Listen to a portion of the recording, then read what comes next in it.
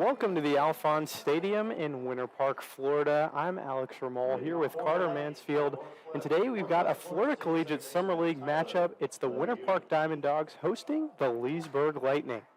Now, this is a rematch from last night's game, the season opener for both teams, in which the Diamond Dogs were victorious by a score of 14-6. Now, starting things out for Winter Park on the mound is Brad Brooks from Newberry College in South Carolina. He's pitching to Leesburg's Tyler Lejeune from Northwest Florida State College. Yeah, Lejeune, all-conference player for Northwest Florida State College, had a pretty good run there in their tournament. So it'll be interesting to see what he can do tonight. A 2-0 to Lejeune is smacked to second base. Keywan James throws to first, and it's errant.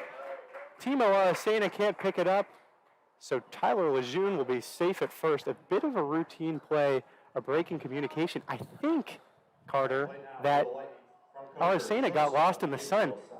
KJ just gave Timo his sunglasses. Looks like for the first time tonight that the sun's going to come out right whenever the game starts here. So I think it did get in Aracena's eyes a little bit there. It is 8 o'clock, so it shouldn't be a factor for too much longer, but that's an interesting play right there. Now for Leesburg, it is Santiago up, who's playing at shortstop tonight. Yeah, played at second base last night. Made some good plays. Had a hit there that was part of the Leesburg rally last night. Been a pretty solid guy there. And Lejeune goes, and he will easily slide into second base for a stolen base. Yeah, 11 stolen bases last year for Northwest Florida State.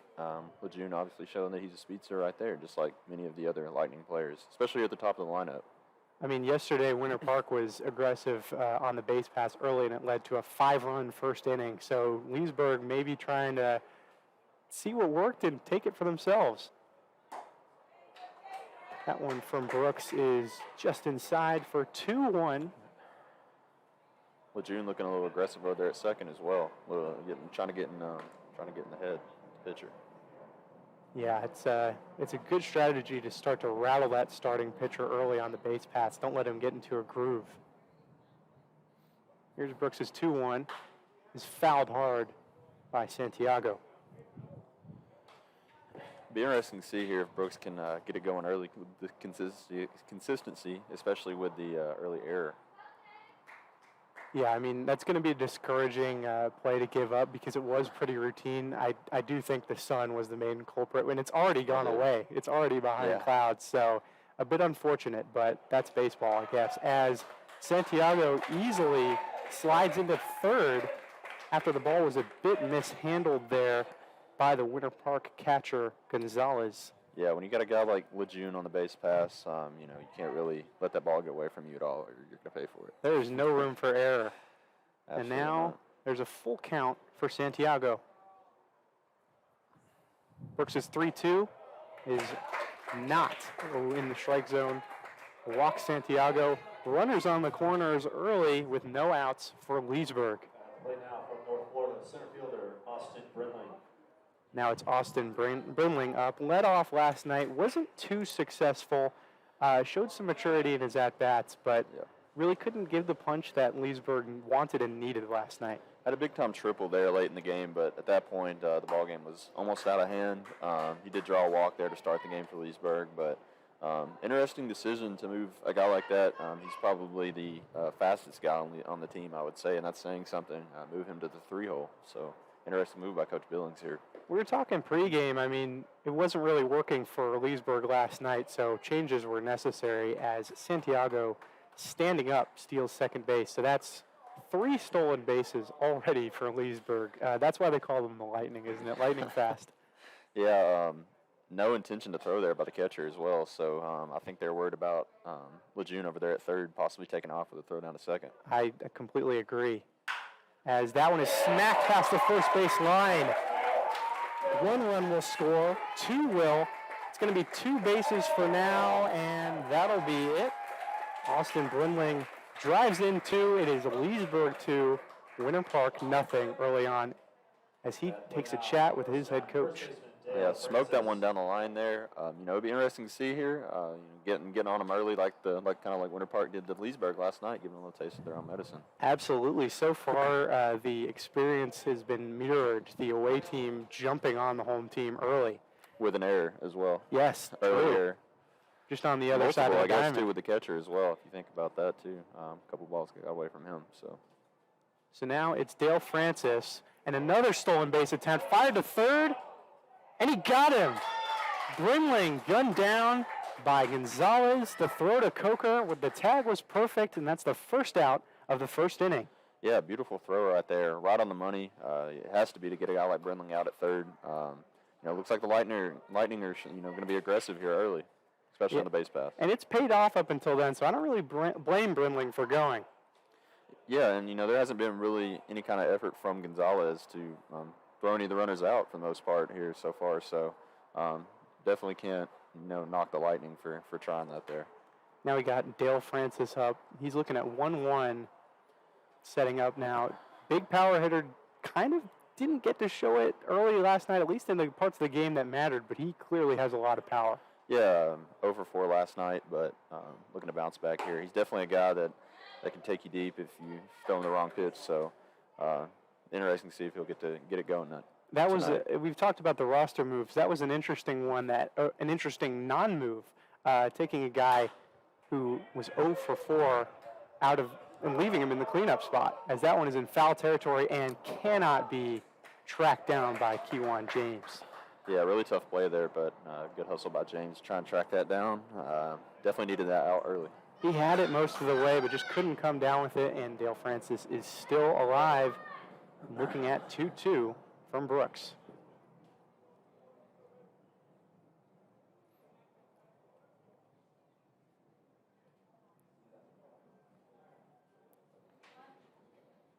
Resetting is Brooks now, fires in that 2-2. Swing and a miss, a strikeout for Brooks on Dale Francis. 2 outs in the top of the first. Yeah, I really like the breaking ball right there, especially with a power hitter who's looking to take you deep, or at least a double in the gap there. Especially with 2 strikes, going to be aggressive. Use that against him there with a nice breaking ball. Especially with his more rested early game stuff, that's less likely, I think, to hang and really make you pay. I like the decision from Brooks.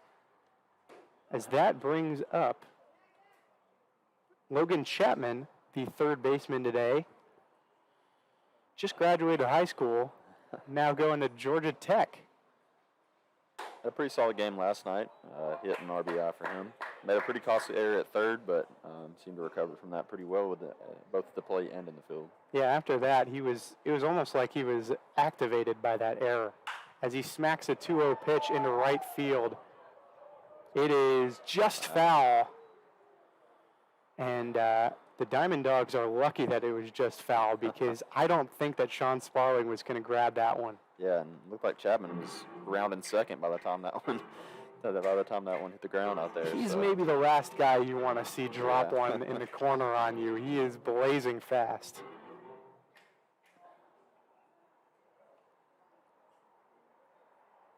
But alas, it's 2-1 to Logan Chapman.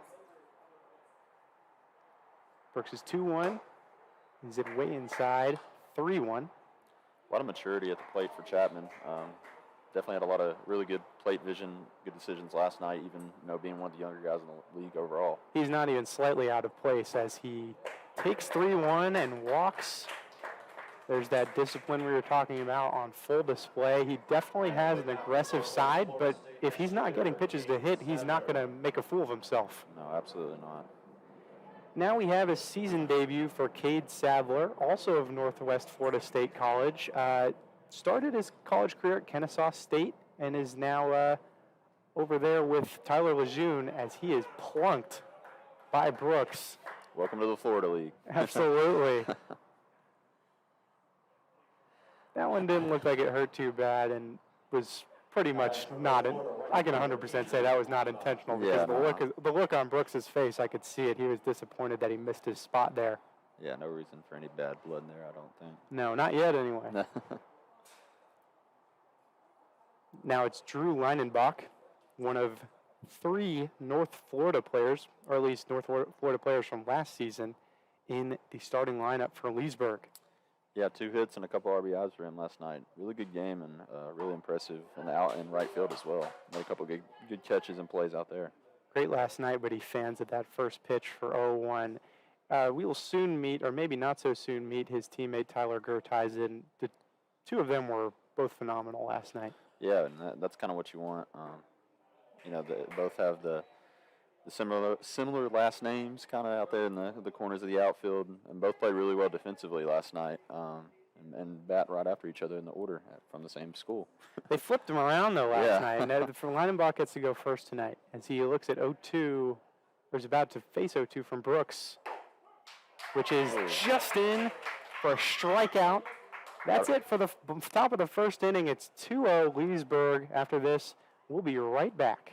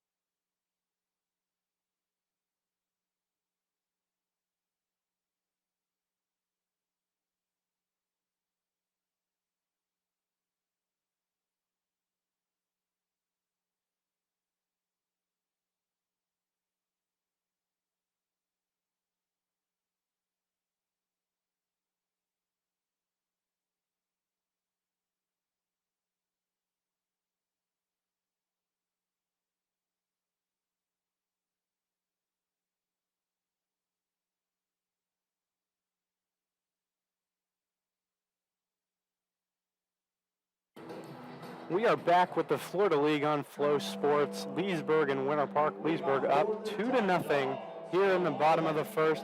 Coming up first for the home team is the shortstop, Kai Hudson. And Carter, he was just fantastic last night, wasn't he? Absolutely. He was all over the place, both in the field and at the plate, as well on the base paths.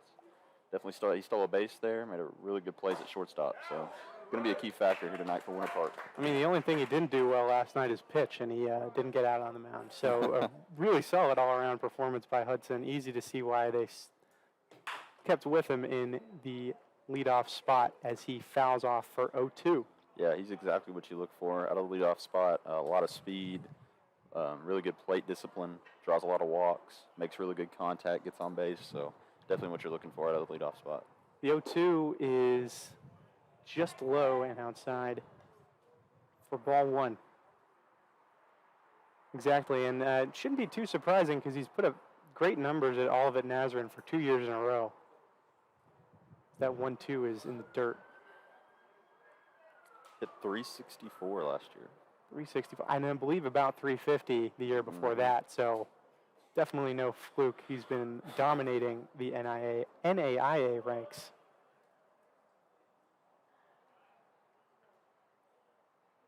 That 2-2 is swung on and missed.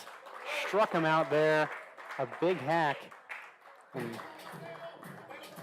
pitcher Vieira is going. Yeah, well, good old-fashioned fastball there to get strike three.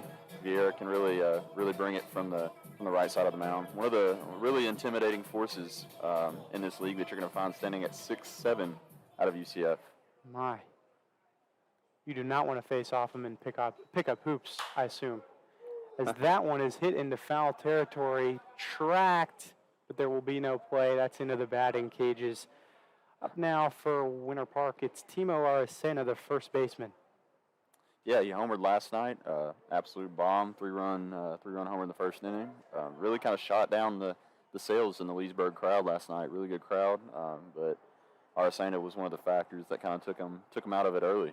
Well, listen, the Leesburg fans aren't going to want to hear this, but they maybe inspired him to that as he flies out to center field for out number 2. Yeah, he was loving the Leesburg crowd. He said he loved playing against high-energy environments like that, and it helped lead him to a 3-hit night. From Newberry, A lot better start here so far for the Lightning. Of course, they got behind 5-0 early in the first inning last night. Definitely what you'd like to see off the mound from Vieira.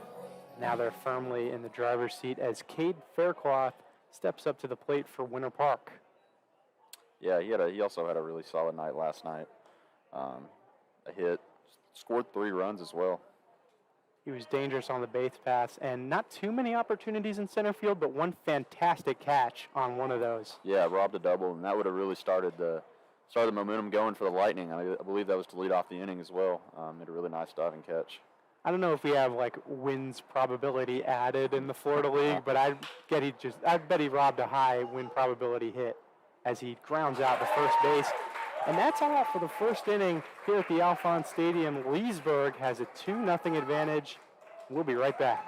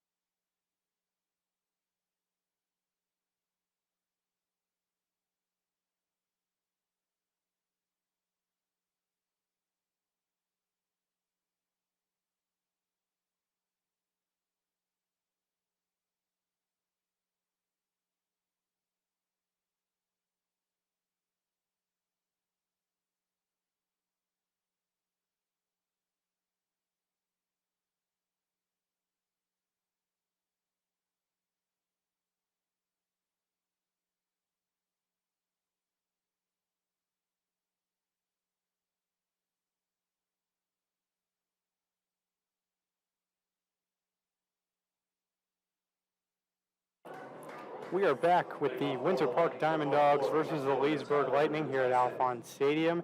It's the top of the second inning, and up for the Lightning is Gertyson. Mr. Gertyson.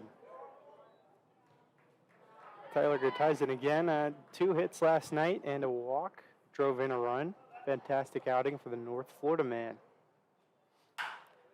He fouls one off towards his own dugout, 1-1.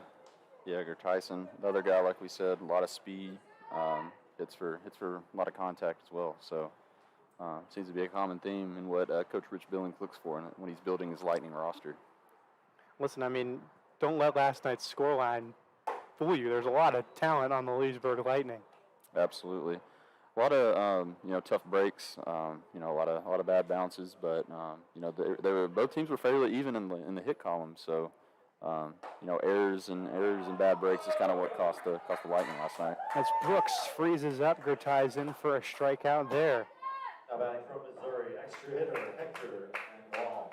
Coming up now, it's Hector Mangual, who last night was at shortstop. We were pretty impressed by his defense last night. Decent at the plate as well, had a hit out of 5. 2 strikeouts, though, and he'll be extra hitting tonight for Leesburg.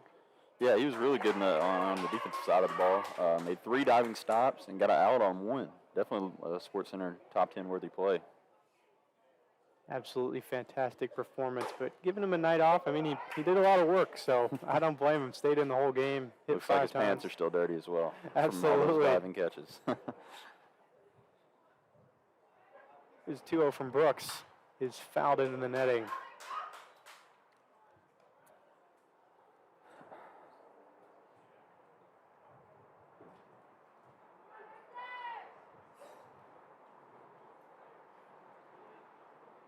Here comes 2-1 from Brooks. It is just inside for ball 3. Seems like he's being a little bit more patient tonight than he was last night. Seemed to be swinging at just about everything. And that works sometimes. Sometimes it doesn't, as we saw last night. That one's fired in for a strike, and the count is full. We'll see how Mengwall approaches this early on. He's wanting to set the tone. How will he do it? With aggression or patience? Good take. Shows patience and is rewarded with a walk. First base runner of the inning for Leesburg. Yeah, tried to get him to eat on that that low fastball there, it looked like, and Mengwall did not bite. Good to see early from Mengwall. Just not enough to fool him. I mean, that was clearly starting low and ending low. Can't very well travel up. Because now it's Drew Stubbs. And Stubbs is plunked. That is 2 for Brooks early on. A concerning start for Winter Park. Yeah, a lot of control issues last night for the Lightning, but it seems to be the Diamond Dogs who are having their problems so far here early. Yeah, Dario Freggio was very much in command of his pitches, and Brooks is looking to start out a little bit wilder. That brings Lejeune back up at the top of the order.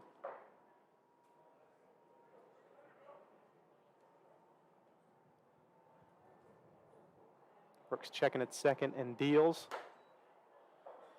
Ball 1. Yeah, definitely not what you want to see with runners on first and second here, going back to the top of the lineup. It did cause a lot of damage in the first inning for the Lightning. I mean, this is a critical early stage of the game.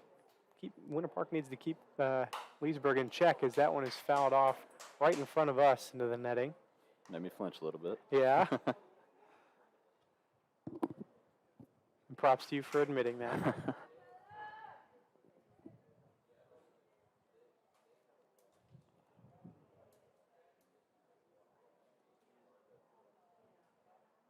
Brooks sets up for 1-1. Checking back at second again. Similar spot for a ball. That first pitch of his just missed, really. Yeah, I think he's looking to work away a little bit. Seems to be a common theme with all the hitters so far this game. So eventually you got to be aggressive and you got to approach the strike zone, especially with a guy with runners on base and a guy like this at the plate. And after that pitch was ball 3. Gonzalez checked on the runners and they stayed in place. Yeah, it doesn't get it any easier here after Lejeune as well, with Santiago and Brenling coming up, as well as Francis. Certainly hoping for a double play ball to just get out of this one and make it to the third without any damage done. The 3-1 is skied into left field, and it is caught for out number 2. That one was handled by Caleb Adams, the St. Leo Lion, in left. Yeah, not too much concern with Stubbs going to third there, like you would with most every other of the Lightning players. No, not known for his speed, but also Adams had a pretty good handle on that. Didn't have to track back or anything like that. That would make the play harder. But now it's Gabriel Santiago up.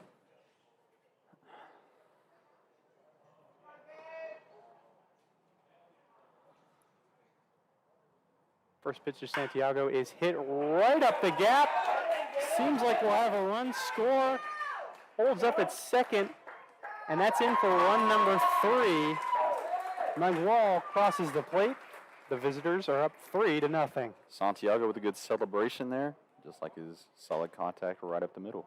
We talked about it yesterday. He celebrated down about 5 runs or so late in the game, but we were both in agreement. We love that kind of getting the team amped, and trying to get the boys juiced up there, and it looked like he's going to do that here as well. Big 2-out hit.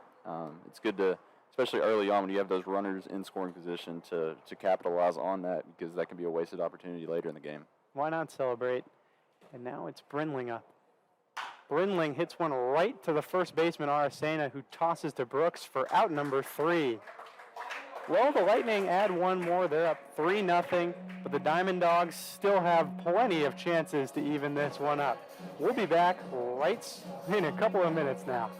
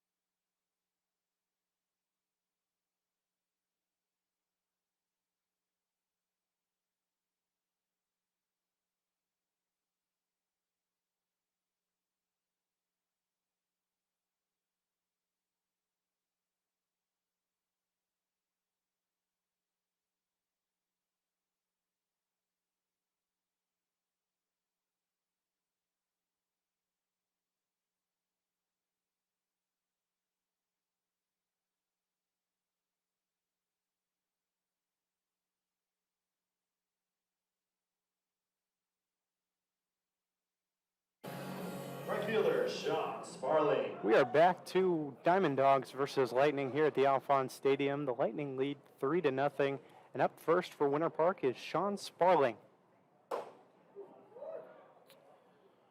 Another solid performance last night for the Diamond Dogs. Sparling a hit with 3 runs scored, 2 RBIs as well. One of the more accomplished Florida Leaguers in the lineup was an all-star last year with the DeLand Suns. Yeah, it is interesting to see it got switched too as well, especially after that kind of that caliber of a season with a team to switch over. 2-0 to Sparling is fouled off. Sparling has absolutely killed it at JUCO, Daytona State. Been fantastic, and has earned a spot on the New Orleans baseball team coming up next year. Yeah, really good hitter as well as a pitcher. Had a 1.35 ERA last season, as well as hitting .338 at the plate. Always fun to see a guy who can pitch and hit in the Florida League. Yeah, it'll be interesting to see if he pitches a little bit for the Diamond Dogs this year. I would think he would, especially early on, because the Diamond Dog staff is a little thin, as he smacks 2-2 into shallow center, which should be good and will be good for a single. Really nice approach there from Sparling. Just took it right back up the middle. Tough to be aggressive in that kind of count, but he did what he needed to do. Sparling is confident in himself, and he has reason to be. So I like the approach as well. Now it's Luke Huyen, who caught yesterday for his St. Leo teammate Dariel Freggio, but today he's being used as an extra hitter in the 5-hole.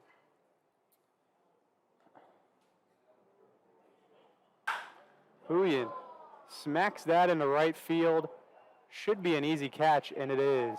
So Sparling darts back to first base, and that's out number 1 for Leesburg.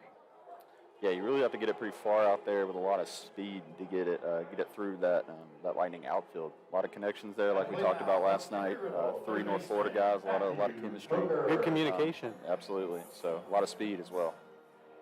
Always helps. Now it's the second Embry-Riddle player in the Winter Park lineup, Matt Coker at third base today.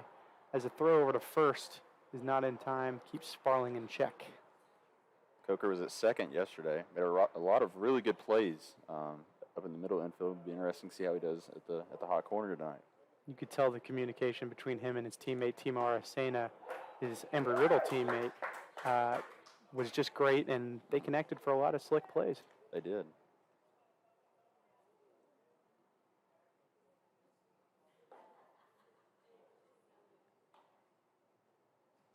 Here's the 0-1 as Coker hits that to the second baseman. Possible double play, but he doesn't go for it. Just gets the out. A fielder's choice. Actually, no, not a fielder's choice. An infield hit. It's a ground out. A ground out moves Sparling to second base with 2 outs. Caleb Adams, the left fielder last night, pinch hit, scored a run. I believe had a catch in left field as well. Yeah. Solid little first at bat there to open up his Florida Collegiate Summer League season. First pitch to Adams is close inside, and it seems like it just brushed him. Yeah, it doesn't seem like there's any debate there. I didn't necessarily see the contact there, but there's no hesitation from anyone. No debate. No debate. It looks like so. We have a pretty good view, but I'm guessing it was just blocked off. But either way, there's 2 men on for Anthony Gonzalez, the catcher.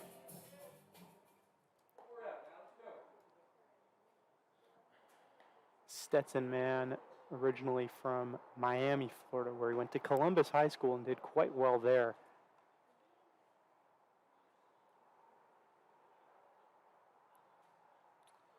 Big soccer guy as well. Oh yeah. It's his favorite sport other than baseball. Seems like he might have made the right decision there. Here's the first pitch to Gonzalez. He swings and misses. I know you're a Tennessee guy, so you have Nashville SC, but you're not, I'm guessing, super familiar with the burgeoning Orlando City Inter-Miami rivalry. It's, I believe, the Florida Derby or whatever they call it. Yeah, there's I am a Nashville SC guy, but not necessarily familiar with the Florida soccer rivalries. I know that Orlando did put us out of the U.S. Open Cup last year, so that was kind of disappointing. But The champs. Yeah, man, hurt my heart. Beat us in penalties. I'm sure. Here's the 0-1 from Vieira to Gonzalez, who smacks it to short. And throw to second is in time for out number 3. Leesburg escapes the second inning with no damage done. They're up 3-0, and we'll be right back here on Flow Sports.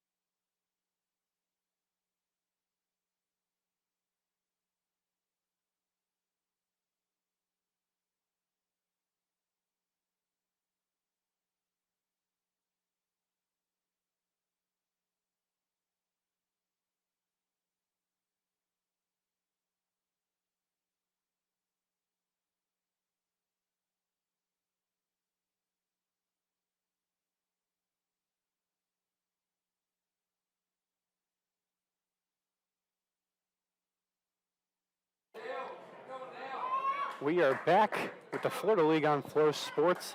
Leesburg Lightning lead the Winter Park Diamond Dogs 3-0 as Dale Francis walks up to the plate for Leesburg. First pitch to him is low for ball one.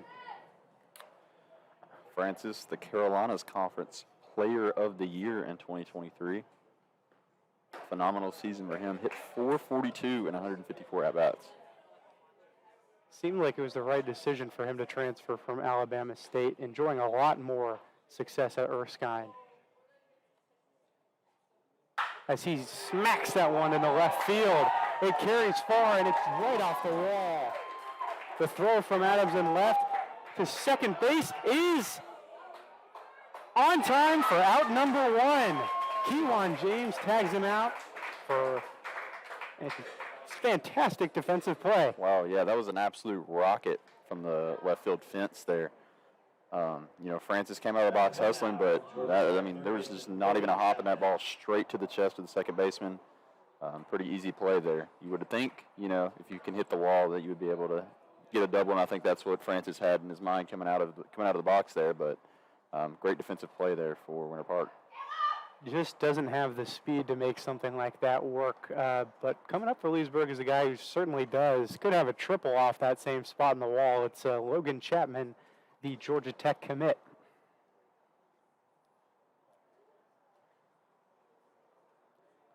Very highly rated recruit is Chapman. 9.5 out of 10 rating from Perfect Game, who is, one of the most respected names in the scouting industry. Out of Montford Academy, not too far from Leesburg. As he looks at 0-2. Didn't seem to like that call there. He kind of waved his hand at the umpire. I believe the umpire was right, but it certainly was close. Chapman may be a bit frustrated. Here's the 0-2, and he waves at that one for strike three. Out number two, Brooks with yet another strikeout. Yeah, big start to the inning here for Brooks. Giving up a run in his first two innings, and looks like it was going to be a loud start there to start the third here, but recovered nicely there with a strikeout. Kind of got bailed out a little, but then absolutely took down a very talented hitter.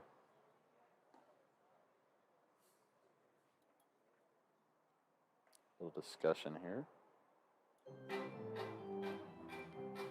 Rich Billings, it seemed, had something to say to the umpires. I don't know if it was about that pitch. Probably wasn't, because... I don't know. Maybe they're talking about a foul tip here or something, possibly. But it looked like it was caught, though, so I'm not really sure what that would be about. And Chapman made no attempt to run there, so like it was a drop third strike, so... Yeah, you can normally tell from what Chapman would do if that was, if he thought that he got a piece of it, and he didn't look like he did. He looked like he had struck out. And if the catcher caught it, it wouldn't matter either way, whether he fouled it or not. So, true. And if he swung and missed and hit the ground, then that would have been a drop third strike, but Chapman made no attempt to run, so I don't think anything's getting overturned here. I may be wrong, but... Oh, wow. Sending them back. Okay. Interesting. I stand corrected. To be fair, these right-handed hitters, we may not see everything because we're a bit off-center from our view. But again, that looked pretty clean to me. Maybe just a case of a bad angle. But anyway, Chapman lives to fight another day at 0-2. And he smacks it to third base. The throw from Coker is on time for out number two. So I guess ball don't lie. That's what they say. Absolutely. Nice play from Coker there from the hot corner tonight. Arsenio with a good stretch as well. Kind of seemed like I'm not sure he needed to, do as big of a stretch as he did, but definitely a good play by him. Anyways. He was a little slow to get up. Should be okay. Got right back up. That first pitch is a ball to Sadler.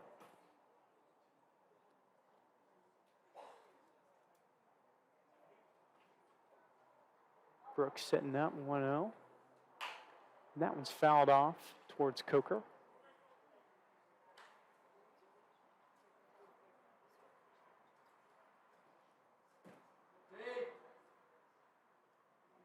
Hearing it from the Leesburg crowd, quite a bit of Lightning fans here at the Alphonse Stadium. Yeah, the Lightning phenomenal atmosphere last night, like we've already said. Seemed to travel pretty well, as coming into the night as well. And you love to see that. For my money, it's the toughest drive in the Florida League, Leesburg to Winter Park. Did it last night. Did it yesterday afternoon. I know you did it earlier today. Yeah, very nice drive.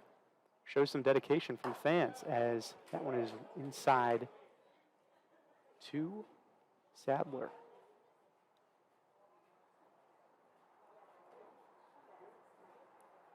And another hit by pitch. That one on the back of Sadler, the third HBP. Sadler was hit the first time as well. From Brooks. So might need to hit the ice bath after this one for Sadler. He's going to wake up with some bruises tomorrow. And you don't mind them when you wake up after a win, but if you lose and you still feel something like that, it's going to be a tough morning. Now it's Drew Leinenbach, who swings and misses at the first pitch from Brooks. Definitely the hitter you want up here, I think. 2 outs. Kind of get him maybe a little 2-out rally going here. Riding the hot hand. 0-1. Just misses for ball one. Brooks from Newberry, South Carolina, from Newberry College. Originally from Mount Pleasant, South Carolina, went to Wando High School. As he throws over to first. Really good year last year for Newberry, 1.93 ERA. Not a whole lot of innings, I believe, and that was in 2022. Yeah, correct. So he's skipped a season, a little bit out of practice maybe, at least in competitive games, but he's shown a little bit of everything so far today. That one is ruled a strike on the check swing. A couple of Newberry guys for the Diamond Dogs. Also, Cade Faircloth in center field. Nice connection there.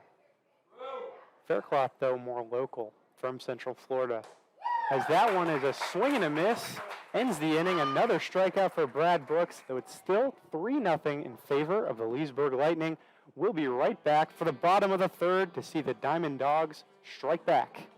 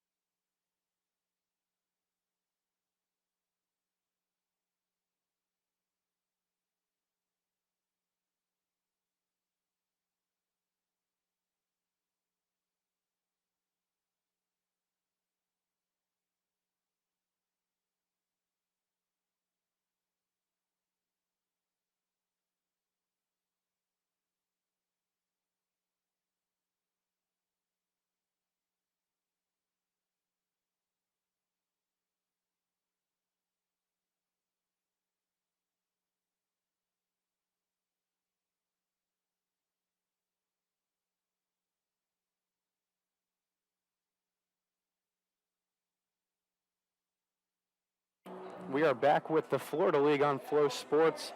Lightning Diamond Dogs. Leesburg is up 3-0 in the bottom of the third. Starting things out for the home team at the plate is Matt Fogel, who swings and misses at strike one. Vieira on the mound for the Lightning. 2 shutout innings to start the game. Really solid so far. I think only a couple of base runners. Pounding the strike zone. That one just missed the strike zone for Fogel. Fogel, a local guy, went to Lake Highland Prep School in Orlando, Florida, one of the home parks in the Florida League of the Orlando Snappers this year, but the Diamond Dogs played there last year, so he's certainly familiar with a lot of these locations in the FCSL. Good to see the local guys out here. Definitely helps the attendance, I would say. Absolutely. Here's the 1-2 to Fogel, and it bounces up high Stubbs after still hitting the don't know where it ground. is. Wow, that one popped way up. When you're throwing gas like Vieira is, I think that, ball tends to go a little bit further. Any ricochet is going to be a bit dramatic. Here's a 2-2. Which also is thrown pretty hard at his catcher. Gonna want him to chill out, Stubbs. Taking a beating at this at bat. It's only the third inning. Here's a payoff to Fogel. And it is a ball. I'm not sure And where that the one is. Leesburg faithful are mad about that one, but Fogel takes his base. Yeah, I think if anything, it was a little bit inside there. It looked like it might have been chalk on the inside corner there, but seemed to be just a little bit outside the zone. Looked like it good eye by Fogel at the end of the day, though. Listen, some yelling, but that's not too bad a miss to have from the umpire. Which brings up Kewan James, the second baseman today, who squares up for a bunt, pulls it away. Ball one. Kewan, or KJ as he's known by a lot of his teammates, a former football player. Played a little bit of defensive back at Dubuque College, where he is now going to be playing baseball after a trip to Columbia for football. Yeah, interesting to see. That's a very interesting path to college baseball. Starting off, as a football player coming out of high school, and then next thing you know. And that one goes behind Stubbs, which means Fogel can easily take second. Don't know what the scoring on that one will be. Pretty borderline play, wild pitch or pass ball. I believe probably a pass ball. Yeah, I agree with you. I lean on the side of a pass ball. I've talked to my friends who are pitchers about that. They think everything's a pass ball. Yeah, They think if it's coming anywhere near you, that catcher should catch it. But I think most pitchers in general, I think it's always the catcher's fault. I think that's maybe not the best view to take, but it's one opinion.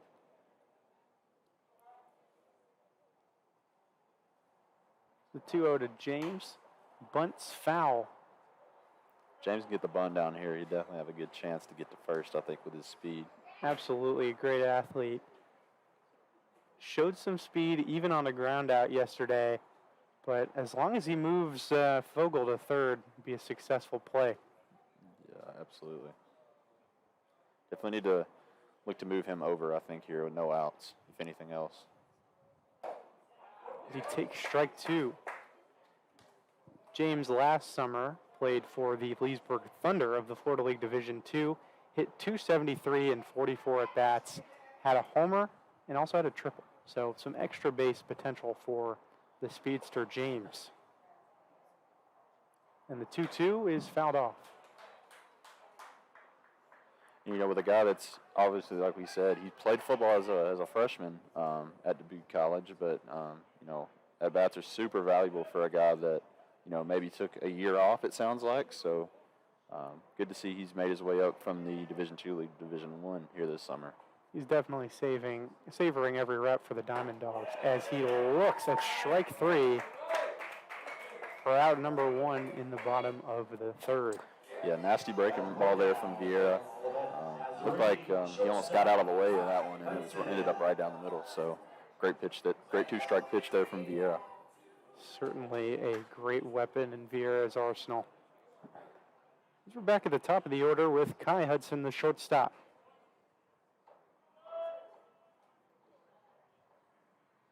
That pitch from Hudson grounded to short, throw to first. Is in time for out number two, but Fogel moves to third. Yeah, not a terrible at-bat there. Moves the runner over from third. Definitely a lot of nerves there that could be had from Santiago, but he seemed to just keep himself calm, cool, and collected. Made the play for the second out. Hudson definitely a little less patient than he was yesterday, starting out with a strikeout and a quick first pitch ground out. So it's kind of a tale of two games for him. Another great performer from last night. Arcena up now. Looks at ball one. Big at bat here for Arcena. Runner in scoring position, 2 outs. Got to capitalize to get back in this game if you're Winter Park. And you can see the second baseman for Leesburg shifted over a little, not wanting to give up that right field easy single. And even the second game into the season, we already have the scouting report where we have the second baseman shifting a little bit. Definitely these power hitters like to pull the ball, so we'll see if it comes back to bite them or if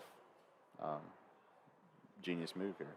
Even a soft gapper would score Fogel as he smacks one into center field, tracking back, and is caught for out number 3. The third inning is complete. We're a third of the way through this contest, and the Bolts lead 3-0 over the Dawgs.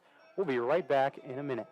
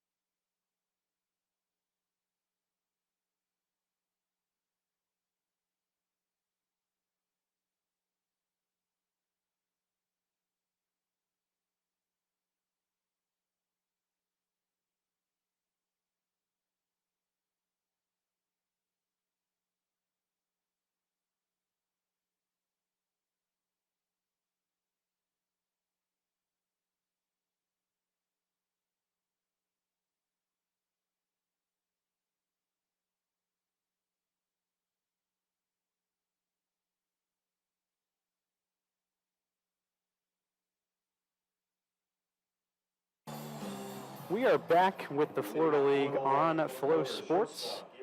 It's Dawgs and Bolts. Leesburg up 3-1, and a new pitcher on for Winter Park. It's Nolan Lepkowski from UCF. Yeah, Central Florida guy. From what we've heard, he throws absolute gas, can easily hit triple digits. So we'll see how the Lightning can approach that here. We've heard some like borderline mythical stories about this man. A lot of power from that arm. Yeah, a lot of limited innings as well. He's faced a lot of injuries in his career, so it'd be interesting to see if he can use this summer to get back to his form. Another hard-thrown ball outside for 2-0. And in Central Florida now, but originally a North Florida guy at Mandarin High School in Jacksonville.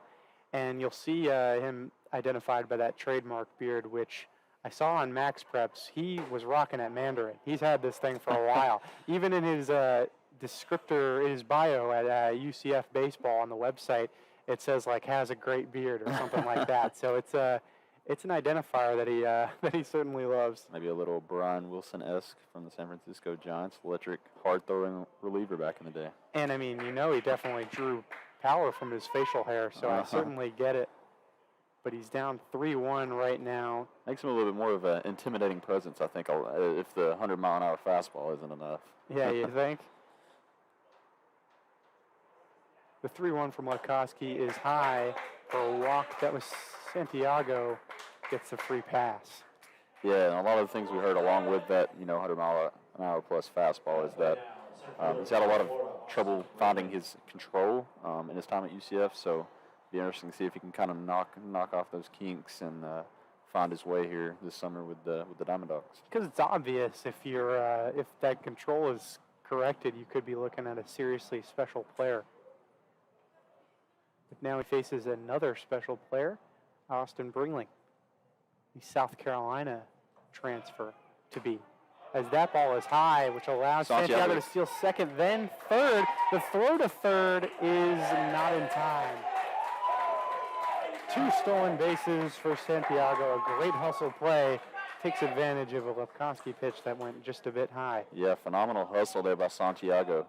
As soon as he rounded second, there was no hesitation. He saw there was a little bit of laziness there behind the plate, and he instantly took third. No hesitation whatsoever. It's good to see that kind of aggression on the base pass from Santiago. Got right up off the ground to steal those 2 bases. Great play on the base pass. As that one is also thrown a bit wild, which allows Santiago to complete his trip around the bases, scored a run without anybody getting contact on the ball. Yes, Gonzalez struggling back there. 2 straight pass balls. Maybe the first one was wild pitch. That last one looked a little bit more like a pass ball, I think.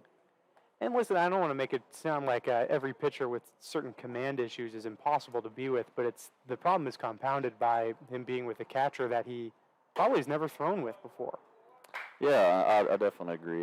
That chemistry can really make a big difference. The catcher kind of knowing what that pitcher likes, what kind of pitch they like, what kind of location, Makes it easier to frame pitches. Certain different counts, yeah. A lot of factors go into that. When you have that kind of rapport and familiarity, it can really enhance the pitcher and the catcher's connection when calling pitches. Lepkowski's 3-0 misses, but that was a pretty centrally located pitch that allowed Brinlin to take a 4-pitch walk. I'm feeling like maybe Gonzalez could be a little too hot to handle from Lepkowski. Some of these, I believe, were in the zone or at least zone adjacent, and they're just a little bit too hot. Yeah, it is a big adjustment. Going from Brooks, who is nowhere near triple digits, to a guy that is hitting that triple digit mark. Maybe that could be a part of the reason for the pass balls early, just making that velocity adjustment more than anything. It'll always be tough to deal with that. Because the mid to high 80s and low 90s is one thing, but 100 miles an hour plus is a completely different animal. The runner goes. The throw from Gonzalez is not in time. Yeah, I believe ball was dropped there anyways. I was looking for a sign, even though it was probably a little unnecessary. I never like to assume, because you know what they say about assuming. Yeah, last time we did that, we were absolutely wrong. So. Totally.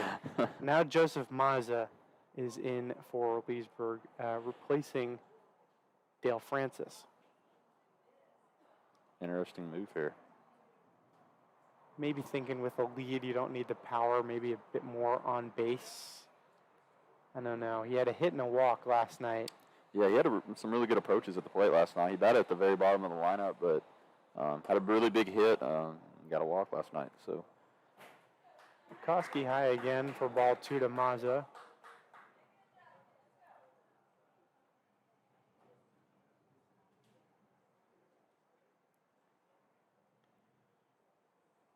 Mazza clearly disciplined, maybe looking to leave his bat a little bit on his shoulder. looks very comfortable up there at the plate. That one is low for ball 3. Yeah, definitely a lot of command issues here early. We really need to settle in here quickly if Winter Park doesn't want this thing to get out of hand. But again, so enticing. He has zip off the ball that I have not seen yet in the Florida League. Yeah, absolutely. You don't see that every day in any summer league. No, I don't believe I've seen it unless I'm at an MLB park. 3-0, in for strike 1. That is the pitch that Levkowski wants. And if he gets it consistently at all, look out. Yeah, it looked like he might have taken a little bit off that one and focused on the location a little bit more. I mean, I think 96 is okay if you're painting the outside corner versus, hundreds of ball. 88 could be okay if you're painting the corners. Absolutely. So just ask Greg Maddox or Dan Herron or someone like that. That might be the key here. 3-1 is swung and missed at by Mazza, and Levkowski is back in this count. Yeah, Lepofsky just definitely needs to just live on that outside corner. He wants that fastball to be effective.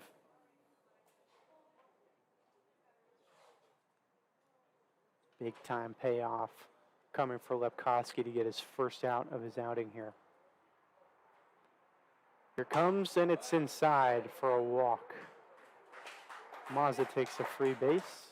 Third straight walk there, but definitely a more settled in there, I think. Yeah, definitely. Got behind early, and it cost him. He did throw 2 straight really good pitches there at the end of that bat, but got to get ahead early, I think, is the key here.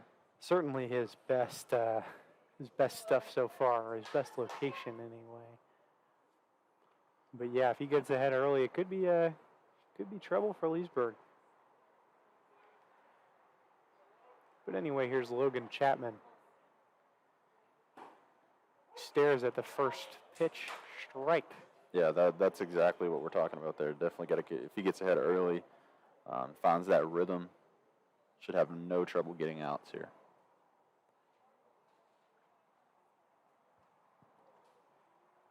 Now Chapman, he certainly isn't seeing speed like Lepkowski as both runners advance. He definitely wasn't seeing velocity like Lepkowski's in the high school ranks just this past year, even facing elite competition. Yeah, and he probably did face a little bit better competition than your typical high school player, being at Montverde Academy, which is one of the most prestigious high school athletic programs in the country. 1-1 is a bit high.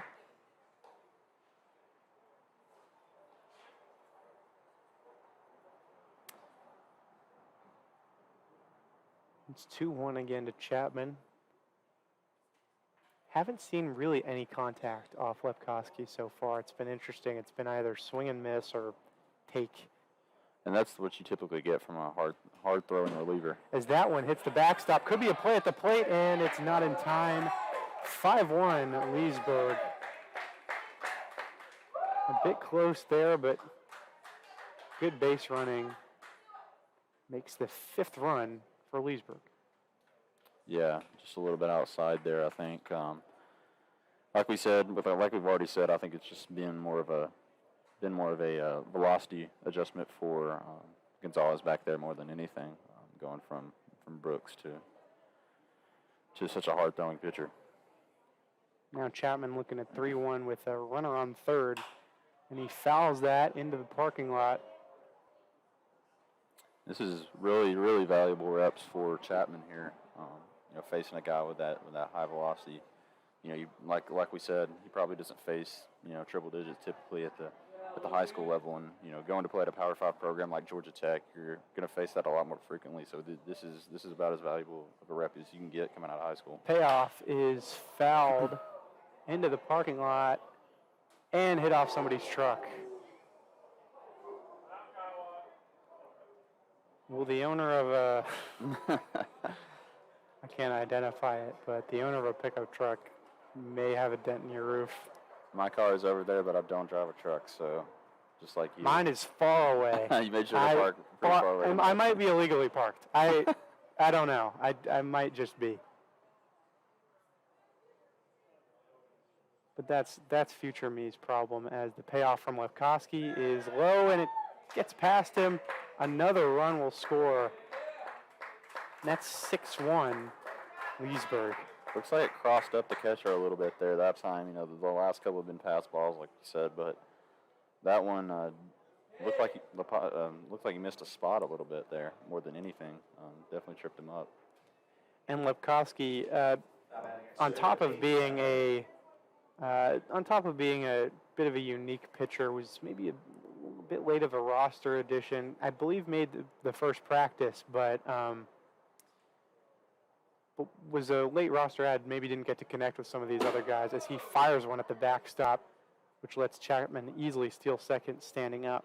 Yeah, and in these summer leagues, it is a lot, kind of a revolving door with the rosters. It's kind of filling spots as guys maybe get injured, get tired, that kind of thing. So it can be really tough for these guys to kind of figure each other out, and it takes time. Most of these teams have 1 to 2 practices together before the season starts, so that can be kind of difficult to figure each other out, and especially at the between the catchers and the pitchers. I know most of these coaches let these catchers call their own pitches and stuff like that. So definitely can be difficult to build that rapport and that chemistry between catchers and pitchers. Yeah, we love unique players, but this league can kind of punish them in that way because there's not a whole lot of familiarity. There's Levkowski's 2-0 to Sadler, and it's ball 3. A lot of frustration out there on the mound, it looks like. Can't let it get to him too much so this thing doesn't get blown open. I think, again, maybe taking a few ticks off in favor of location. Absolutely. Got to find the control somehow, even if it is, taking a couple miles per hour off the pitch. And that is high for ball 4. Yet another walk for Levkowski as Sadler takes his free base. 5th straight walk there. Definitely not what you're looking for out of the bullpen, especially when you're thin. Now Mike Bayo and company will take a mound visit, and we're going to take a quick break as the Dogs check on Levkowski.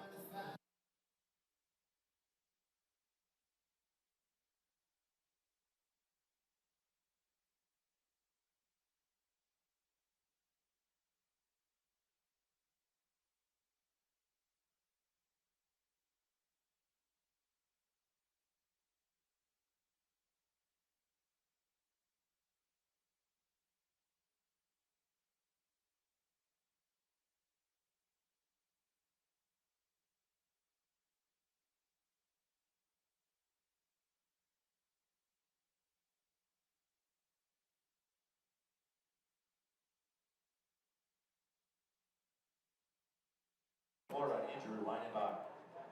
We are back, the Florida League on Flow Sports. It's Leesburg Lightning versus Winter Park Diamond Dogs, 6-1 in favor of the road team, the Bolts, as Drew Leinenbach comes up for Leesburg.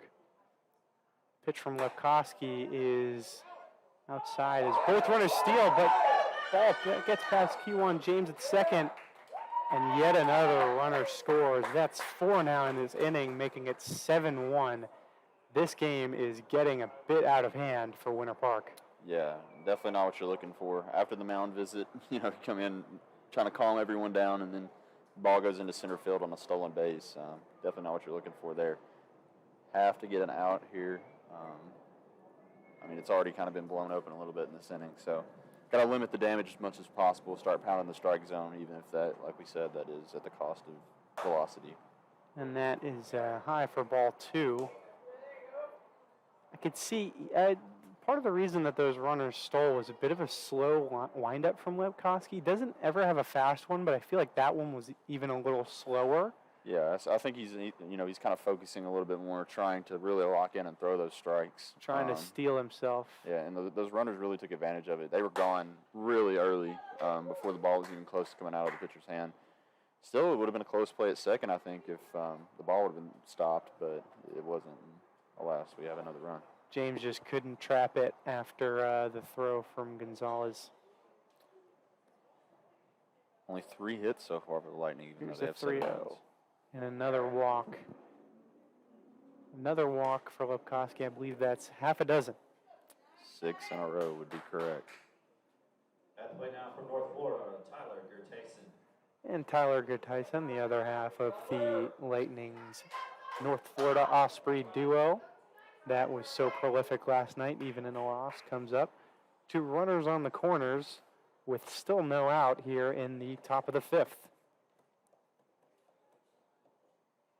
Runner goes at second, and he easily takes it. A slide that was well executed, but not necessary at all. Yeah, I think that the Dawgs are really trying to focus on throwing strikes here and not really worried about the base runners, especially with all the pass balls. You can't really sit there and try to throw guys out if you're having trouble even stopping the ball from hitting the backstop. And the Lightning are taking advantage of that. Here's a 1-0 to Lepkowski, and that one is hit through the gap. 1 run will score, maybe 2. Yes, 2. And now it's 9-1 Bolts. 6 runs given up by Lepkowski in the top of the 5th. Yeah, not what you're looking for out of the pen. That's the first run that hasn't been caused by, or that has been caused by a hit so far this inning, which is not a good sign. Yeah, I mean, that's another problem with high-velocity pitchers is that if you get a barrel on that thing, it could go out the yard. That one didn't quite go out the yard, but still was a damaging hit. Yeah, hard hit ball as well. Lepkowski throws and spikes one in the dirt, which means that Tyson will steal second. Yeah, and you got a guy like Hector Mangual up here. If he finds the barrel of the bat with the ball, it's going to be loud noise and a lot of damage. Should go 600 feet. Probably won't, but maybe let's close. just say it could. That would be something. We might be on SportsCenter here tonight. For those familiar with Winter Park geography, it could hit Austin's Coffee Shop on Fairbanks. Only those who know will know. But I, in fact, do not know. You don't know. You can learn. I'll show you around. It's a great town. Yeah. It's really nice driving in here. Got a little historic district I saw as well. Beautiful. 1-1 scares Mangual a little bit. It's 2-1. Yeah, it would scare me a lot, I think, if I was there 100 around the dome. It's a shame we didn't get to see Lepkowski face off against Dale Francis. Oh, man, that could have been that is power versus power. That is a crazy matchup that we'll see. One of the more exciting ones you could probably find in the Florida League as the 2-1 is fouled off high. See, even that foul ball went about a mile backwards. And that could hit the furniture store I don't know the name of behind here. I don't know couldn't help geography you on that one. No. If you know what it's called, write it in the comments section if there's a comment section on Flow Sports. Not quite sure yet. It's 2-2 now to Mangual. Lepkowski deals, and it's in the dirt. Big pitch here, I think. 3-2 count. Definitely need to get out here, I think, more than anything. So Get that first out would be big. Once you kind of get that first out, you kind of get that monkey off your back and kind of allows you to settle in maybe a little bit more. So this is an absolutely massive pitch. Payoff is high. That will advance the runner to third, and will be a free pass for Mr. Mangual. I think that's a pretty unprecedented 7th walk of the inning. I don't know my Florida League history as well as maybe some people do. I don't know if there's a stat tracking that advanced. Yeah, somewhere in the history books possibly.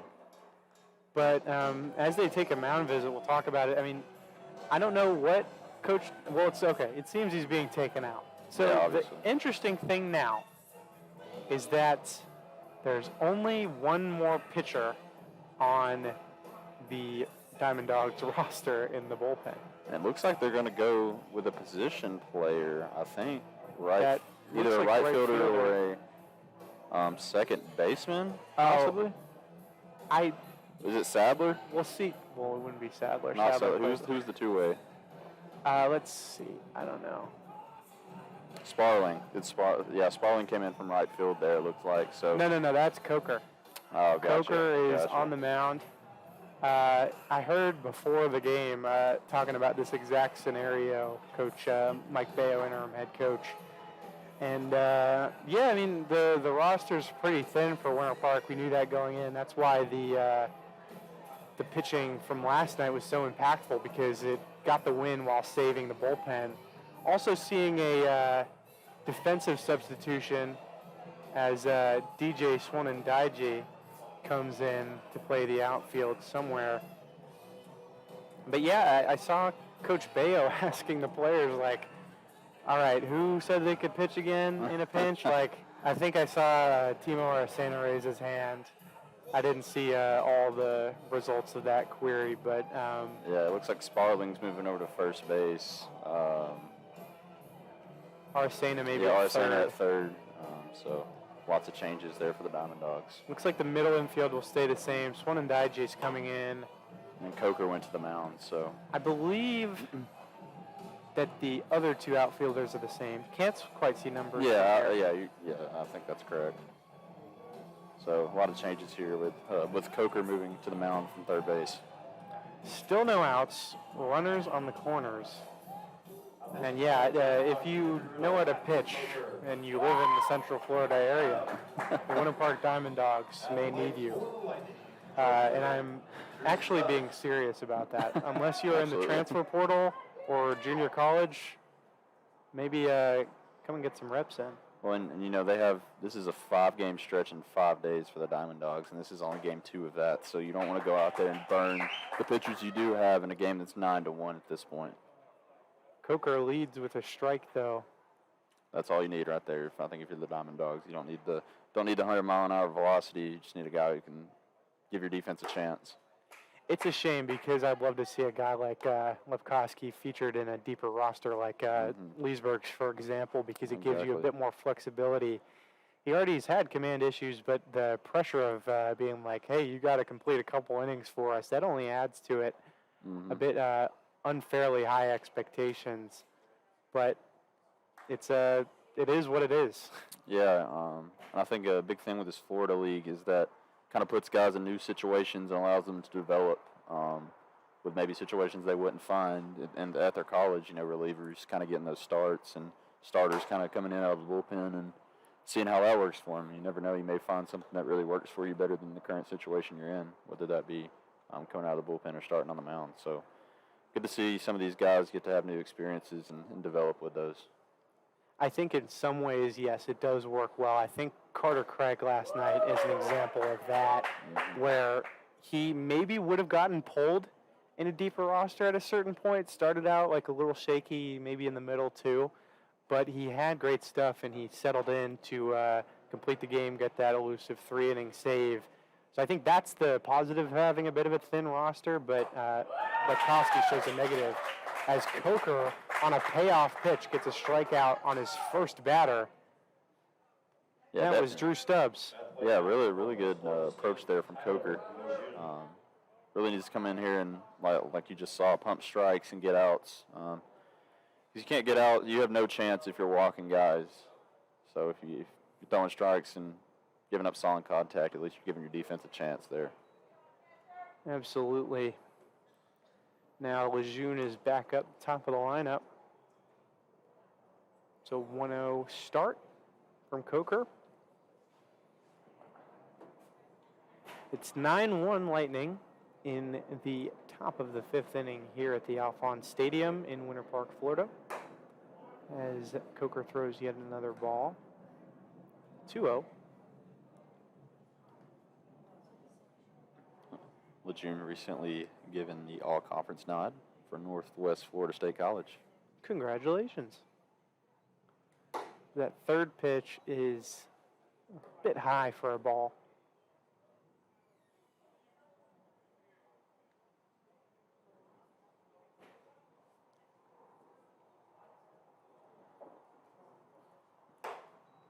And a 4-pitch walk from Coker. So a pretty good face-off against Stubbs, but kind of lost his command. Nothing too crazy, but he just couldn't hit his spots. Yeah, not what you're looking for there, especially after the 7-walk outing to start the inning. So definitely need to settle in here. Bases loaded. This could really, really get out of hand here if with Santiago up to bat. And Santiago relishes a situation like this. I just know. Yeah, you can tell he's just a guy that thrives under pressure and just loves the spotlight being on him. Well, but I think he just doesn't turn off. Like some people in an 8-run game, they just be like, "All right, I'm checking out, whatever." I think he wants every hit that he can get. I mean, I'm sure that all these guys want to put up good stats, but it just seems that he's very excited to get this opportunity. Yeah, Santiago's definitely one of those guys that approaches every at bat like it's Game 7 of the World Series. Absolutely, last at bat of his career. So good to see that approach. Probably part of what earned him the Florida Collegiate Summer League Sportsmanship Award for the last year. One of those great player, even greater guy players. Yeah. And we said it last night. He's absolutely loved in the Leesburg community. One of the biggest fan favorites for the Lightning. He drew some big noises in the roll call as he gets plunked to send him around the bases. 10-1. Leesburg. That is the 7th run in this top of the 5th. Just one out.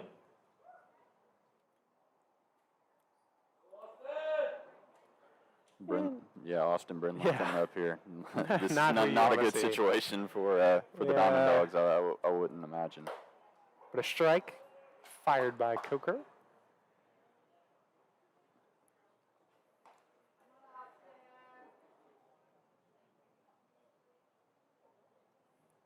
Here's Coker's 0-1. He's smacked right at Coker. He caught it on the fly and back to first for a double play to get the Diamond Dogs out of this at long last, but not before 7 runs could be put up by Leesburg. It is 10-1 in the middle of the 5th. We'll be right back because we need a break after that.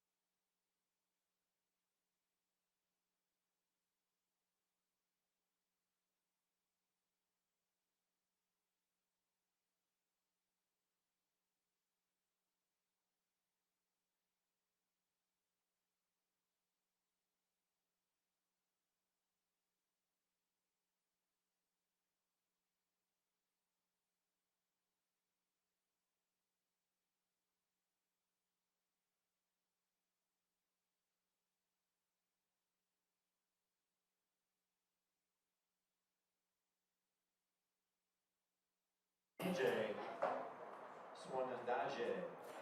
Now up for Winter Park is DJ Swanandaji, leading off the bottom of the fifth inning. It's 10-1 Bolts. As Swanandaji looks at ball one there. Now, Swanandaji at Rockhurst College, originally from Jiangsu in China. You'll see on certain things as he hits a single, so I don't get to finish my story, but an interesting international presence on the Diamond Dogs. Don't have a whole lot. Yeah, but absolutely. A solid hit for Swanandaji there. Yeah, took it the opposite way there on the outside corner. Pretty typical, exactly what you want to do with that outside pitch. Facing off against a new pitcher for Leesburg, Dustin Dunlap, who goes to Mars Hill University.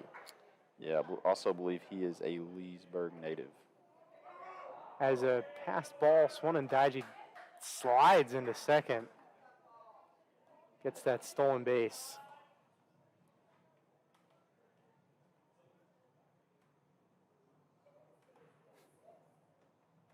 And now it's Keywan James looking at 1-0 from Dunlap. Dunlap at Mars Hill in North Carolina. And looked at the notable alumni page on Google, and it seems that NFL receiver John Brown was there at one point. Yeah, pretty solid guy there.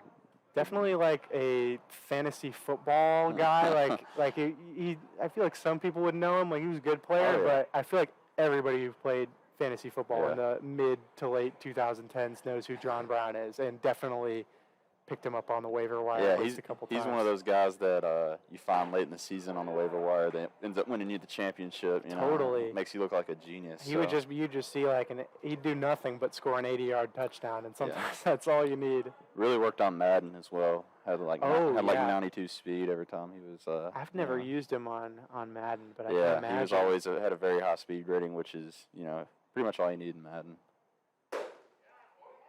And that's strike two to James. Somebody in the crowd really didn't like that call. Really didn't like it. Well, it's a 10-1 game. You can't really argue too much, I don't believe. Yeah, I'd say we'd give the ump a break as he calls strike three. And there's the first strikeout of the day for Dustin Dunlap. Good approach from him so far.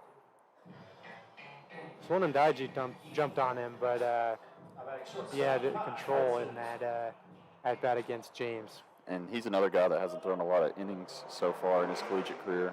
Just finished up his freshman year at Mars Hill, so the Leesburg native will look to have a strong outing here this summer with the Leesburg Lightning. As he leads ball one to Kai Hudson, the leadoff hitter and shortstop. Not as good as he was yesterday. Hasn't had that many opportunities to put on a show at shortstop either. But obviously, Diamond Dogs fans shouldn't be too discouraged by this performance. It's still early yet, and there's certainly a player in there when it comes to Hudson. Yeah, I think more so the reason we have this score is the lack of depth on the mound for the Diamond Dogs. I mean, you look at the score line: 10 runs on 4 hits for Leesburg. It's pretty unprecedented. Hudson hits one to his counterpart at shortstop, and it is in time for out number 2. Swanandaji moves to third. Nice pick there by Sadler over at first base. Really good play. Saved the base runner. Yeah, really good stuff from the first baseman, but also a solid defensive play out there from Maza.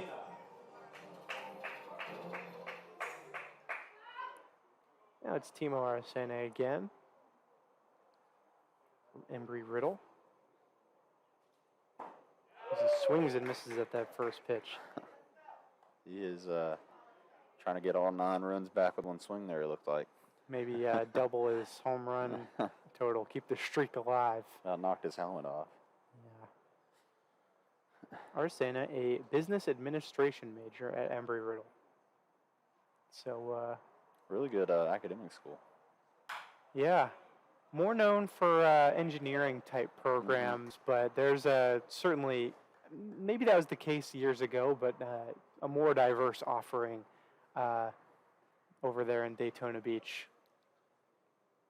I'd been to the campus for the first time recently, picked up a friend. It's a pretty interesting campus. It's kind of what you'd expect from like a science-focused school, a lot of interesting structures and things like that. Yeah, engineering caused them to be a little creative, I would imagine. As the 0-2 goes to third, the throw is in time for out number 3. That's it for the 5th inning as Leesburg leads Winter Park 10-1. We'll be right back in a minute.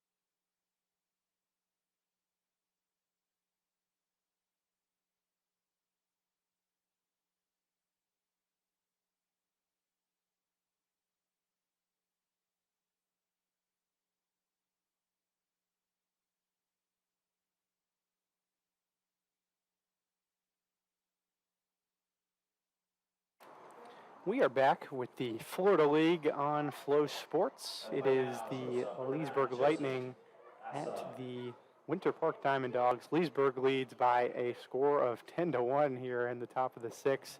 Starting out for them at the plate is Joseph Mazza, who hits one to third baseman Tinamo Aracena, and the throw to first is not caught.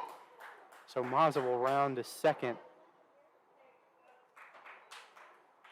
Don't quite know who that would be on, but it seemed catchable. Yeah, it is tough on those short hops. Most of the time, that's scored as an error by the person making the throw. Just because if you make a good throw, that's not going to happen. It can always take a weird bounce, so they usually don't like to play guessing games up there in the score box. I leave that to them. It's Yeah. I don't want to be the guy who gives gives somebody an error like. Yeah, that's above when our it's above our when pay it's grade. very arguable. Can you give both people an error? I don't think you can. No, I think that's probably E5 if anything. E5-1. I don't know. Or I'm 5-3. I think that would get real complicated on the fielding percentages. Dude, you still use fielding percentage, bro? Oh, absolutely, man. That's Old school right here. Here's 1-0 to Logan Chapman. Who Oh. throws his bat. There's no breaking there. I thought it was a broken bat. No, that was a thrown bat. Watch out, third base coach Mark Colon over there. Somebody get the exit velo on that thing. You play quarterback, Logan? 1-1. That almost went to the left field, down left field line there. I know. I've seen. I think MLB's Cut 4 or maybe Pitching Ninja. I'm getting them confused. To like a, you know how they have the tail on the pitch. They do a tail for the. Yeah. That'd be a pretty weird tail, I would think. It's always funny. Throwing bat happens to the best of us. You ever thrown a golf club when you're swinging it? Oh yeah, at the driving range definitely has happened before. I did it once about 5 years ago, and I still like kind of have the yips from it. Like I'm terrified to throw my club every I think time. you're just gonna knock someone out standing behind you. It Definitely was- can cause a little bit of It PTSD would be there. so mortifying. Like, I just can't deal with it. Here's 1-2 to Chapman, and it is a ball. Close one for Yeah. Coker. Definitely needed that if you were Coker. I think it was right there on the inside corner. It looked like. But honestly, as a baseball player, I think it'd be another thing to throw your bat too. I mean, I think it'd be similar to that golf thing. Like, you really don't want to throw your bat. I mean, everybody would have to reset. You're never going to get a hit when you throw the bat. I mean, it's tough. Yeah, it is a little bit embarrassing, but I think most of these guys have had more embarrassing things happen in their life. And I'm If you get a hit at the end of the day, then none of it matters. So. Logan Chapman has had enough great baseball moments to make up for throwing a bat. I think he's fine. And that one is caught in foul territory by Sparling. For out number 1, Coker gets that on the full count. Coming up now, it's Sadler yet again. Yeah, Sadler looks like a guy, if he had a hold of one, it'd go a long way as well. Absolutely. He certainly has the build for some power. With him and Francis rotating at first base, it seems like maybe a lot of deep balls coming from the corner infielders of the Lightning. As Sadler hits that to third, Aracena throws to Sadler, and it goes to Sparling and gets Sadler out, for out number 2.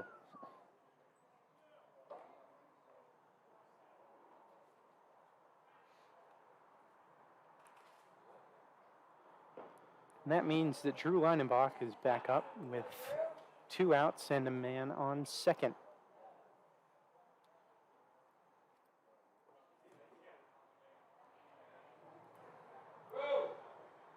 Here's the first pitch from Coker, and it is laced right to Aracena. Can't get a hold of it, though. And that is an infield single for Leinenbach. Even up 10-1, the Lightning still very aggressive early in the count. That was hustle. That was aggressive early in the count and hustle to first base. Because if Aracena got a hold of that one, tough ball, that's not going to be in there, I'm pretty sure. Yeah. He's got a cannon over there, I believe. Yeah, he definitely has a lot of heat, so he was going all out for that single.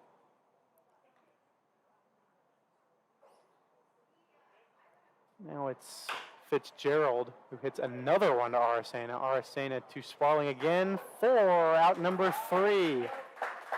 We are halfway through the 6th inning, and the score is still Leesburg 10, Winter Park 1. We will be right back for the bottom of the 6th.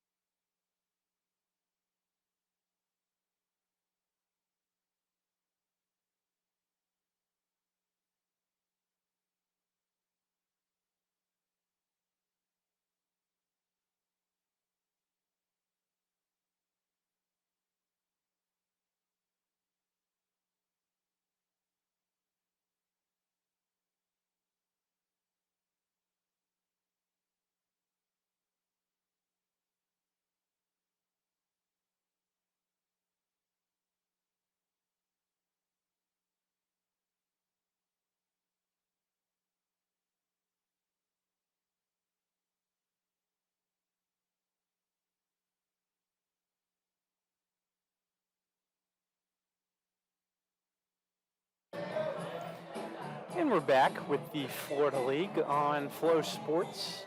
Bottom of the 6th coming up. Leesburg has a 10-1 lead. Certainly in danger of a run-ruled game. I believe that's 8 runs after 7th inning. The game is called. Yeah, and we're getting dangerously close to that territory. And now as a substitute, it's Bio for Winter Park from Shorter University. And no relation to interim head coach Mike Bayo. Said that last night, but need to make it clear. And that is in for ball 1-1 to Bio.